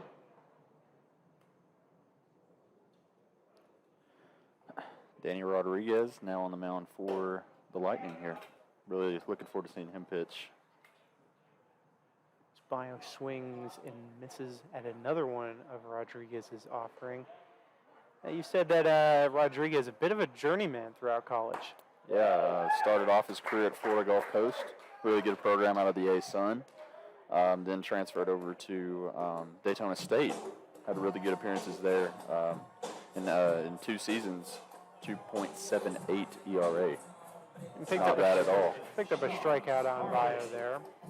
Bring Sean Sparling back up. It is fair to say that Rodriguez may never have attended Florida Gulf Coast if not for the famous Dunk City team, which I don't have the exact numbers in front of me, but the applications to FGCU went up by a whole lot after that team. Yeah, and that seems to be a pretty common theme with those teams who kind of go deep in those have those upsets in March Madness. You look at, St. Peter's, Yes. I guess the year before this past season, and then Fairleigh Farley Dickinson. Dickinson this year. I think both of those have a pretty common theme with the gaining attendance and applications. Once you kind of get that publicity out there, and the country kind of falls in love with the underdog. So Absolutely, and Florida Gulf Coast holds a special place in my heart, not only because they're a Florida team and I'm a Florida guy, but because their big upset win was over the Georgetown Hoyas, which as a Syracuse Orangeman, I loved every second of that. I was a Syracuse fan back then too, and I was certainly laughing all the way to the bank after that one.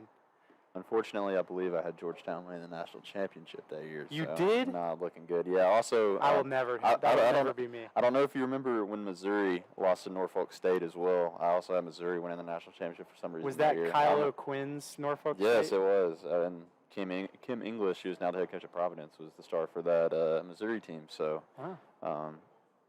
yeah, so definitely disappointing. Two of my teams that I had winning the national championship. I remember just being devastated as a kid because the bracket felt like it was life or death for me. So. Totally.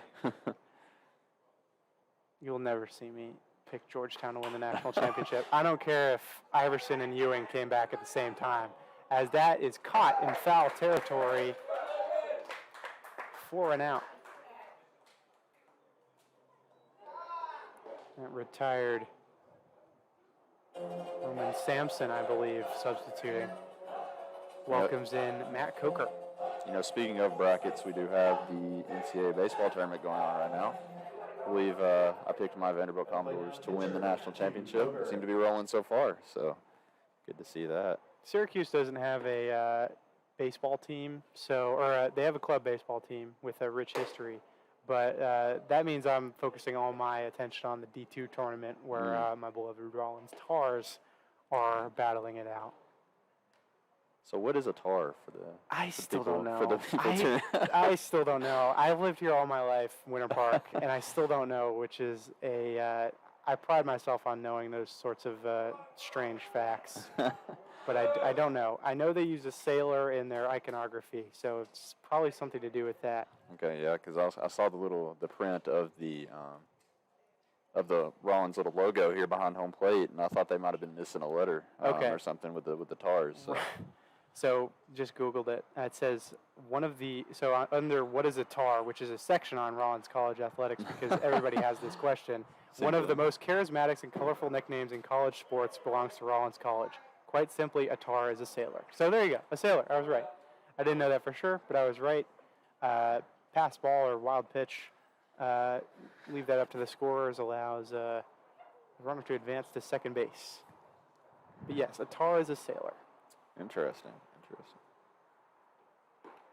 Now it's Coker still up, facing 3-0. And gets a free base on a walk.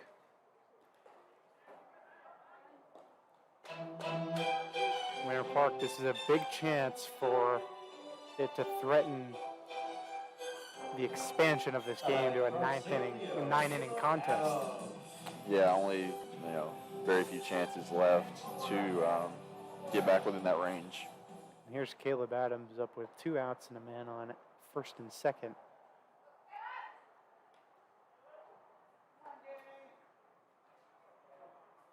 First pitch from Rodriguez is in for a strike.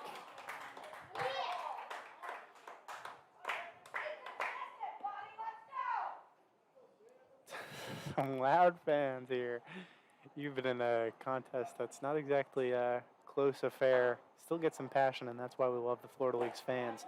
As strike 2 is served up to Caleb Adams. Yeah, even no matter what the scoreboard says, the Leesburg fans will always be passionate from what I've... Man, don't forget about the Winter Park fans, okay? Always with encouragement. Sometimes the tone may not sound encouraging from the Leesburg fans, but it is almost always encouraging words. As that one was outside for ball 1 and 2 to Adams. Yeah, my favorite from last night was the guy who yelled like something along the lines of throw a strike and then added a you can do it on the end. It's like, a very aggressive tone as well. So not throw a strike like what are you doing, as a strike is thrown by Rodriguez to strike out Caleb Adams and end that little threat from Winter Park. Still 10-1 in favor of Leesburg going into the 7th inning. We'll be right back here in a minute.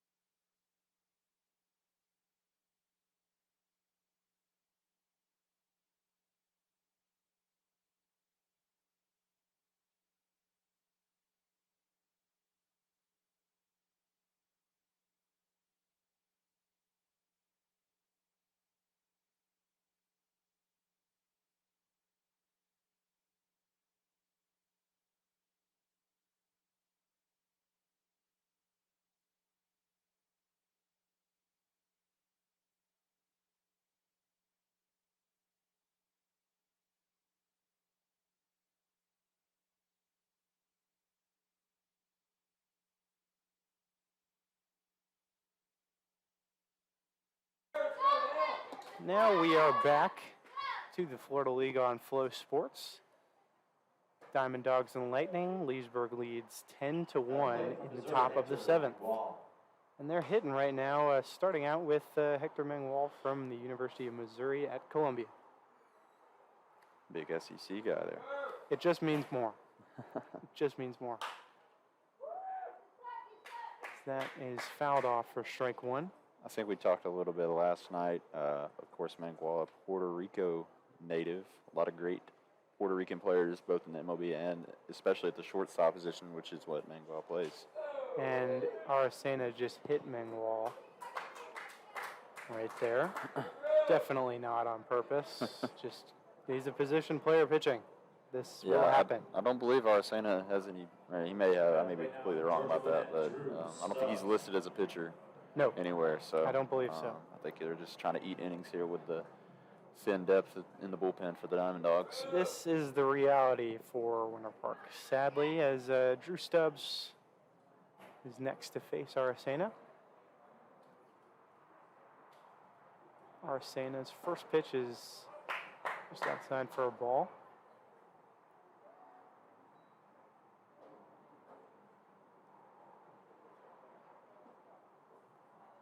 Would certainly help to have more pitchers. It just would. As that one is hit to third, but it will go foul. Yeah, like we said earlier, this is one of the longer stretches of games in a row that teams are going to have in the Florida League. So definitely want to save all the arms and innings that you can if you're in the dugout. So you have those guys ready to go in more competitive situations. Though honestly, the worst possible outcome for the Diamond Dogs is to lose a game close where you burn as many pitchers as you can, as that ball is tattooed into center but caught for out number one. Arcena retires his first batter. But the worst possible thing that can happen to Winter Park is that they lose a game close and they really go out and try and win it and use all their pitching. This game, they've lost. Mm-hmm. They're going to lose. If there's a comeback, I apologize. But they're going to do it only using two pitchers, which is fine. So they won yesterday with two pitchers, and they lost today with two pitchers. So it's pretty much what they have to do, maybe use two or three. As You just walked a second there. we just watched a second. He beat me. Snuck past me, snuck past Arcena. I think he snuck past there. He literally just walked to second base. And I don't think I've ever seen that before. caught me off guard. But yeah, I mean, just being able to punt is something that Winter Park may have no choice but to do in certain games like this. So maybe not get too just discouraged. Just it's reality for this team that's going to be not as deep as you'd like. Yeah, and you're seeing those type of decisions a lot more right now with the NCAA tournament going on in baseball. A lot of those coaches having to make the tough decisions on when to throw their aces, and then Definitely. if you're in a game that's like Tennessee and Clemson right now, I believe they're in the 12th inning, and both of those teams, it is double elimination. So if you end up throwing all your guys there and losing the game, then you have no pitching, and you got to come all the way back through the bracket. So, I mean, just that's where it takes a great manager, a great coach. To kind of manage that pitching staff and decide when guys are going to throw, and looking in advance and trying to make sure your team has the best advantage to win while also not burning your best pitchers every game. So. And there's Lejeune strikes out on that 0-2 from Arcena. 2 outs now. At the plate now from Coker, Gabriel. And my mistake earlier, I don't think I mentioned that I believe we have a new catcher. It's Travis Gregory, who last played at University of West Florida, went to Winter Park High School, actually graduated with me. But he's last seen action at UWF and is still not in the portal yet, or maybe won't be at all, who knows. But it seems like he's done it UWF, and now he's caught a solid game since being put in recently. Is UWF the one with a really good football program? Am I mistaken on that? I don't know. I know they are the Argonauts. Yeah, they won the I believe it's the D2 national championship. Oh, a few years really? ago, so yeah, really impressive there. Should have known. The Argonauts is what did it. Yeah, did it for me there. I don't remember which Florida it was, but I do remember seeing the Argonauts. So there are very many directional Florida schools. Like, yeah, a lot like Northwest, Michigan. Yeah, A lot like Michigan, like Central, Eastern, Western. But Gregory's been in. It's I apologize because we do not have live statistics for this game and are not near the PA's booth. These substitutions can be a bit hard to track, especially when they are defensive. And he's the one guy who's wearing something on his back. But he's called a solid game so far, even with kind of the struggles from these position players. The catching depth, while the pitching depth is not really up to scratch, I think the catching depth for Winter Park is solid between Gregory, Fogel, Gonzalez, and Huyen. Yeah, it's As always valuable to have those guys there. Arosena fires in, strike 3, another strikeout to send us into the 7th inning stretch. The score is still Lightning 10, Diamond Dogs All right, 1. fans, it's time to get up and sing.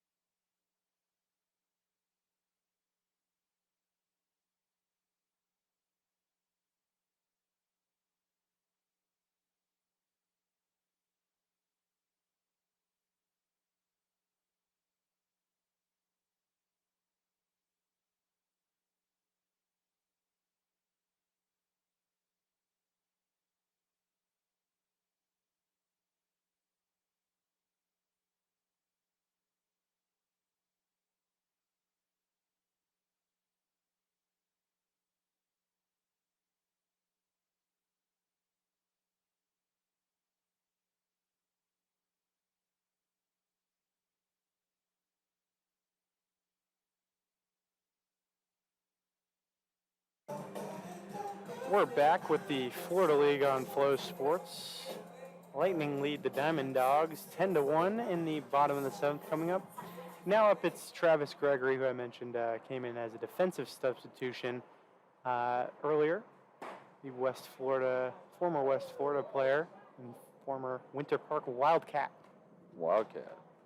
Not too creative. Yeah, Wildcat and the Diamond Dogs out of Winter Park. And there's strike 1 on the foul ball from Gregory. But yeah, it's always nice to see, I believe we mentioned before, Leesburg has 1 or 2 local guys. And it's always nice to see a Winter Park native play for Winter Park as a bat is thrown even farther than Logan Chapman, maybe. Man, I think he gave Chapman a run for his money there. You got some tough contact on that one. So I don't think I've ever seen that twice in the same game. he's Maybe a first there. feeling his hand a little bit there, just getting a new bat. Tough angle for us in the Yeah, press box. I believe that's And what's he's going on there. getting a new bat. He put a little Pontar on there. Oh, yeah. And there he is. Coming back out for a 1-2. New pitcher on the mound as well for Leesburg. Yeah, Daniel Foster. I talked to Coach Billings. He's really excited about Foster. Threw a lot of quality innings for Palm Beach Atlantic out of the pen for them. So kind of a bit of a funky arm angle like we talked about with some of the guys last night. But that could really be, to a great advantage for a reliever. I believe that was Hill last night who, I believe, gave up the runs in the 9th. He was having a little control He had a issues, I tough think. outing, but when he had his pitches go where he wanted them to go, they were very tough to hit for Winter Park. As that one sails in the parking lot. No cars hit. Thankfully, we got a report that a Kia Soul had the windshield I believe it was a cracked. Forte. Just to Forte. cut me off there. Forte. Yeah, gotcha. So, Had a windshield. yeah, not ideal for not at the ballpark. The 2-2, Gregory hits that into right field, and it is fair. Extra bases for Gregory, going to second, and the throw is not in time. Travis Gregory in his first at bat for Winter Park. It's a double. Yeah, solid contact there. Went the opposite way on 2 strikes even, so definitely the right approach at the plate, taking that the way it needs to go. Now another substitute up for Winter Park. It's DJ Swanandaiji. Had some decent base running, I believe a single last time out, as he takes strike one from Foster.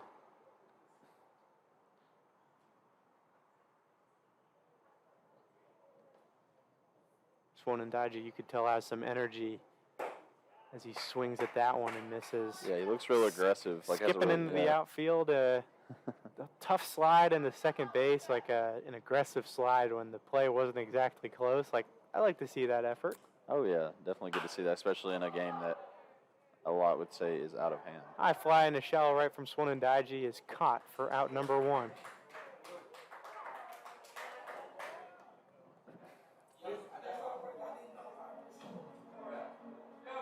At the plate now from Dubuque, second baseman Kiwan James. Here's Kiwan James back up for Winter Park. I know we mentioned he was a football player before. Seems to be like that seems to be a common trend with the multi-sport athletes nowadays. Certainly, I mean, if things aren't working out for you in one sport, the athleticism can translate. I know there's a lot of cross-training that goes on. Maybe not so much between football and baseball, but there are athletic skills in football that translate to just about any sport. Mm-hmm. Absolutely. You know, you look at like Kyler Murray, top 10 draft pick in baseball, as well as, signing that big contract recently in football. The 0-2 to KJ is fouled. Seems Good like contact, it seems like more players tend to seem more destined to sign with baseball because of the bigger guaranteed contracts and stuff like that. Less injury. Yeah, less injury. Unless more longevity. So. 0-2 to James is hit weakly into the infield, and James will reach on an infield single. Just went foul. And before it's foul. third. Kiwan might have had a double there if it would have stayed fair. Probably could have made it to second, but took a tough roll there before the back. Really tough. Fooled me. Kept going. Just kept going. Smart play by Chapman there to let it roll a little bit because he knew there's obviously going to be no chance of throwing out Kiwan at first base. So smart play there. No hit, but here's an 0-2 to KJ. And another foul ball. Really battling. Hasn't taken any pitches for balls, but has gotten solid contact on multiple foul balls. Yeah, good to see that late in the game, and like we said, these at-bats are super valuable for him being a guy that, switched from football over to baseball. Another foul ball into the netting. A lot of good contact. He's getting off Daniel Foster, pitcher here. You can see all the physical tools are there for him. Like we're saying, I think that the at-bats are going to be super, super vital for him. If he can put it all together, I think he can be a really, really good player. And he swings and misses at that one for out number two. Frustrated with that is James. And that'll send up Kai Hudson. Not too much luck for Hudson today. Number one, Kai Hudson.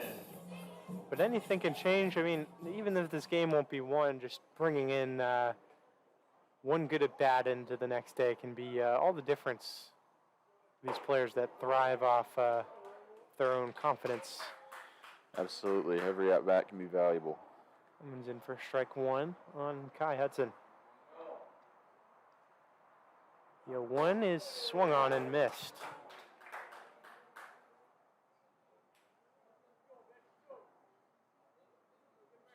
Stealing himself for this 0-2 count is Hudson. Foster fires, and that one is hit into shallow right field and is caught. That is it for the seventh inning, and that will be, I believe, it for this contest. All right, fans, that is the ball game. There is a run rule after 7 innings here in the Florida League of 8 runs. So Well, that's the game for Leesburg and Winter Park. Leesburg, of course, really solid pitching outing. can't really say the same for Winter Park, but there were positives on both sides. Carter, what's your big takeaway from this game? I think the big thing for Leesburg was after last night making a lot of those early season mistakes, a lot of errors, a lot of control issues on the pitching side of the ball. I think they really started to find their rhythm both at the plate and on the mound. Seemed to be a lot less nerves and really settling in, and that's going to be valuable for these young guys going forward that haven't had a lot of innings and a lot of at-bats. So big step for Leesburg, and good to see that they have that short memory and kind of put that last night's performance behind them, and hopefully that will continue that momentum going forward. And for Winter Park, I'd agree with you, what you said for Leesburg. I think they need an even shorter memory because with this thinned-out roster, if it's going to stay like this, you just have to accept that this is reality. You're going to get blown out in a few games. But if you just have that goldfish memory, you can just come back and they've already proven that they can beat a team like Leesburg in pretty dominant fashion. So this is what happens. Both teams are 1-1. This mini series has been split. For Carter Mansfield and the Florida League, I'm Alex Ramol. That's all we have for you. Make sure to listen in again for all the Winter Park Diamond Dogs games on Flow Sports.